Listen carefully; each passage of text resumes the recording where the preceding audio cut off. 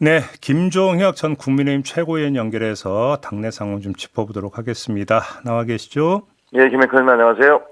일단 이거부터 좀 여쭤볼 텐데요. 아직도 네. 국민의힘 당원이십니까?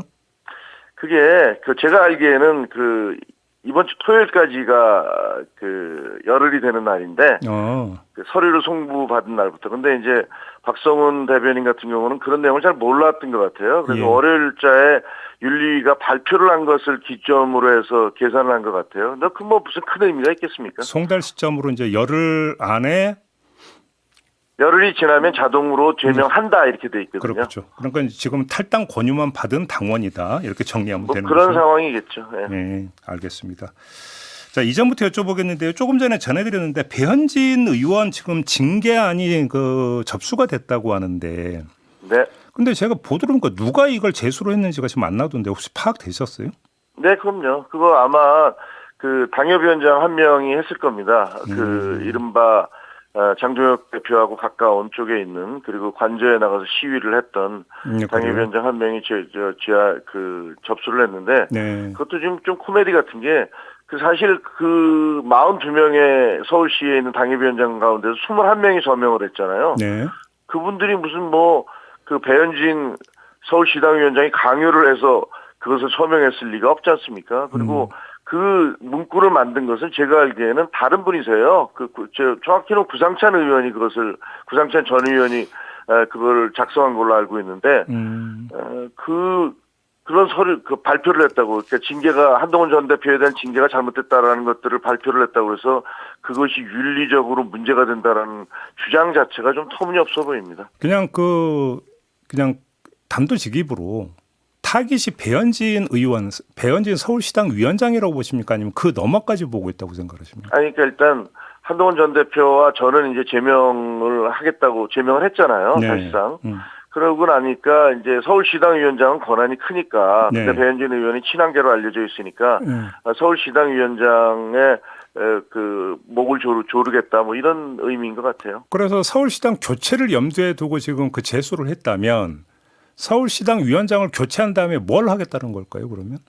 뭐 본인들이 필요한 사람들로, 본인들의 말을 잘 듣는 사람들로 임명을 해서 네.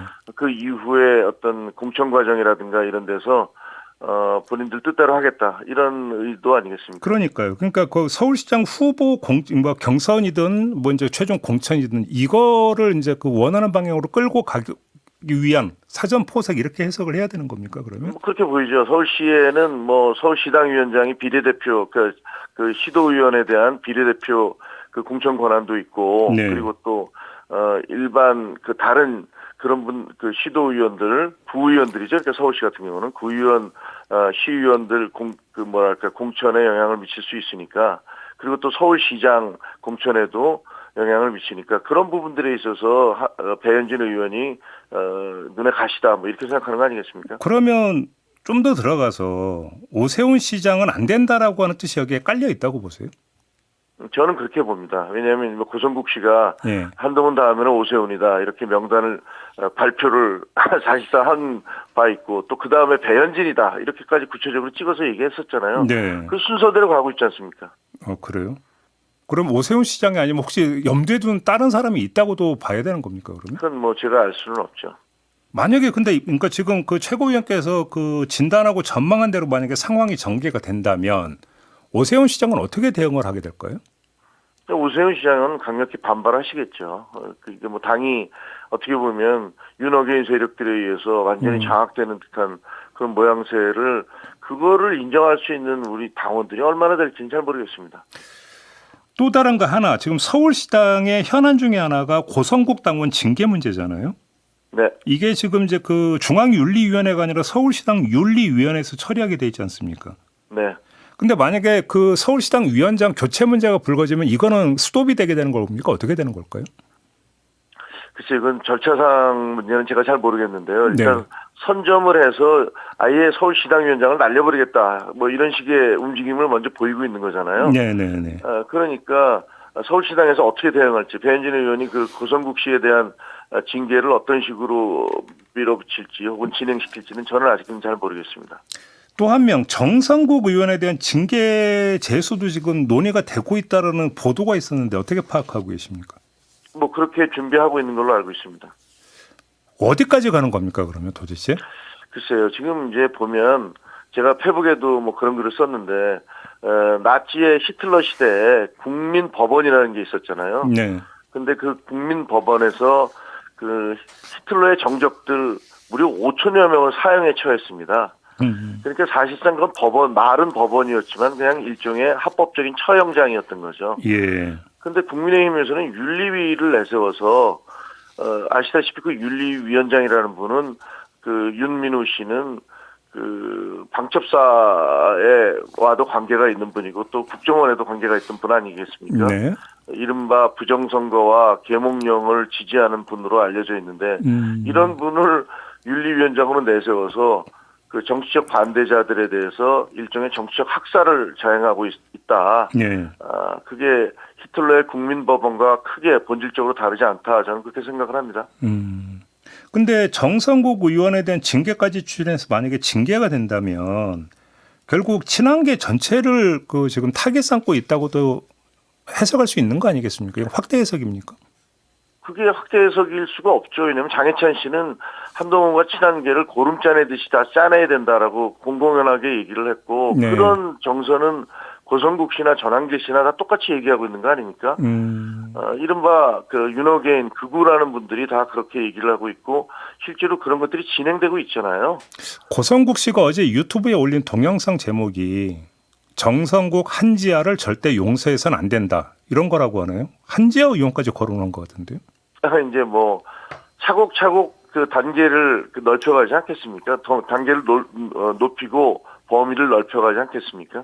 그러면 친한계 차원에서도 그러니까 어떤 공동 대응 이런 것들을 좀 모색을 할 수 있는 것 아니냐는 얘기가 따라 붙을 것 같은데 관련 논의나 대화가 있었습니까? 뭐 그게 워낙 어저께 이제 처음 나온 얘기이기 때문에 네. 무슨 논의나 대응은 뭐 사실은 친한계라는 분들이 서로 자주 만나고 연락하고 그래요. 그러니까 거기에 대한 어떤 적절한 조치를 하겠죠. 그래요. 한동훈 전 대표 그 제명과 관련해서 어제 저희가 네. 이준석 개혁신당 대표하고 인터뷰를 했는데 네. 그 연대 가능성 한번 물어봤어요.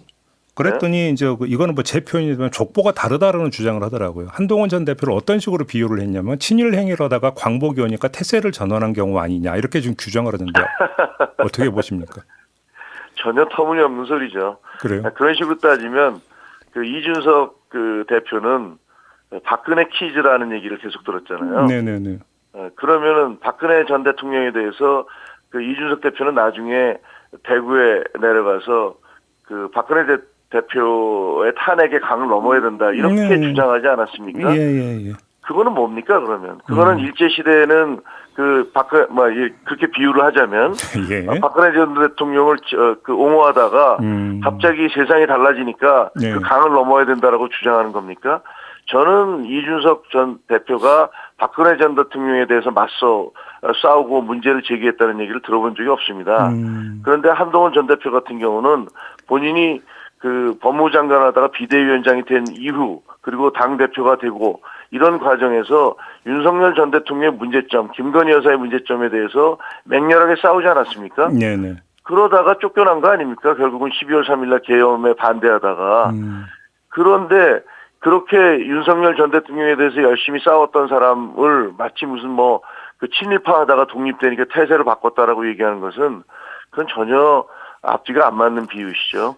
그 우리 최고위원님도 거론을 했습니다. 그러니까 자신이 네. 윤리위로 공격을 받을 때 친한계 스피커들이 앞장서 풍악을 울렸다. 그 중에 한 명이 바로 최고위원님이라고 이제 그 지목까지 했는데 어떤 말씀 주시겠습니까? 그때는 친한계라는 게 있지도 않았을 때입니다. 네. 2022년이니까요. 그리고 이거를 본인이 왜 자꾸 얘기를 끊어내서 리바이벌을 하는지를 모르겠는데 네. 그때 당시에 기억이 나십니까? 이 본질은 뭐냐면 이준석 박근혜 전 대통령 때 최고위원이었던 이준석 최고가 이른바 업자로부터 성상납을 받았다는 의혹이 이게 안에서 제기된 게 아니고 어떤 제보자에 의해서 언론에서 막 보도하기 시작한 거예요. 네네.